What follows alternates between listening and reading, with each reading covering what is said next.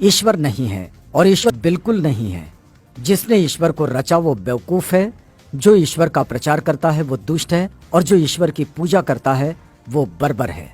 Great Periyar Naikar के ईश्वर से सवाल। पहला सवाल, क्या तुम कायर हो जो हमेशा छिपे रहते हो, कभी किसी के सामने नहीं आते?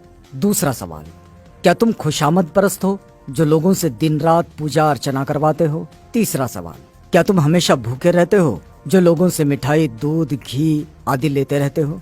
चौथा सवाल, क्या तुम मांसाहारी हो जो लोगों से निर्बल पशुओं के बलि मांगते हो? पांचवा सवाल, क्या तुम सोने के व्यापारी हो जो मंदिरों में लाखों टन सोना दबाए बैठे हो? छठा सवाल, क्या तुम व्यभिचारी हो जो मंदिरों में देवदासियां रखते हो? सातवां सवाल, क्या तुम कमजोर हो जो हर रोज होने वाले बलात्कारों को नहीं रोक पाते? आठवां सवाल, क्या तुम मूर्ख हो जो विश्व के देशों में गरीबी, भूखमरी होते हुए भी अरबों रुपयों का अन्न, दूध, घी, तेल बिना खाए ही नदी नालों में बहा देते हो?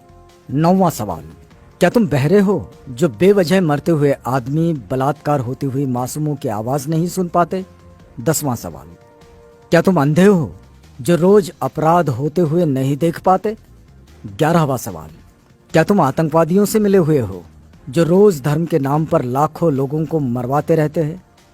12वां सवाल, क्या तुम आतंकवादी हो जो ये चाहते हो कि लोग तुमसे डर कर रहें? 13वां सवाल, क्या तुम गूंगे हो जो एक शब्द भी नहीं बोल पाते लेकिन करोड़ों लोग तुमसे लाखों सवाल पूछते हैं? 14वां सवाल, क्या तुम भ्रष्टाचारी हो जो गरीबों को कभी कुछ नहीं देते जबकि गरीब पशुवत काम करके कमाए गए पैसों का कतरा कतरा तुम्हारे ऊपर न्यौछावर कर देते हैं? 15वां सवाल, क्या तुम मूर्ख हो कि हम जैसे नास्तिकों को पैदा किया जो तुम्हें खरी खोटी सुनाते रहते हैं और तुम्हारे अस्तित्व को ही नकारते हैं? 5 मिनट का समय निकालकर जरूर पढ़ो भगवान के कारनामे। नास्तिक होना कोई आसान नहीं। कोई भी नासमझ इंसान ईश्वर के अस्तित्व को मानकर फ्री हो जाता है। उसके लिए उसे बुद्धि की जरूरत नहीं होती, लेकिन नास्तिक होने के लिए दृढ़ विश्वास और साहस की जरूरत होती है। ऐसी योग्यता उन लोगों के पास होती है जिनके पास प्रखर तर्क बुद्धि होती है। अंधश्रद्धा ऐसा केमिकल है जो इंसान को मूर्ख बनाने में काम आता है। पेरियार E.V. रामास्वामी। आप देख सकते हैं हिंदू धर्म का विचित्र इतिहास। पेरियार लिखते हैं, मंदोदरी मेंढकी से पैदा हुई थी, श्रृंगी ऋषि हिरनी से पैदा हुए थे, सीता मटकी से पैदा हुई थी, गणेश अपनी मां के मैल से पैदा हुए थे, हनुमान के पिता पवन कान से पैदा हुए थे, हनुमान का पुत्र मकरध्वज था जो मछली के मुख से पैदा हुआ था, मनु सूर्य के पुत्र थे, उनको छींक आने पर एक लड़का नाक से पैदा हुआ था, राजा दशरथ की 3 रानियों के 4 पुत्र जो फलों की खीर खाने से पैदा हुए थे, सूर्य कर्ण का पिता था।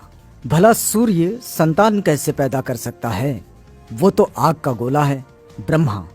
ब्रह्मा ने तो 4 वर्ण यहाँ वहां से निकाले, हद है।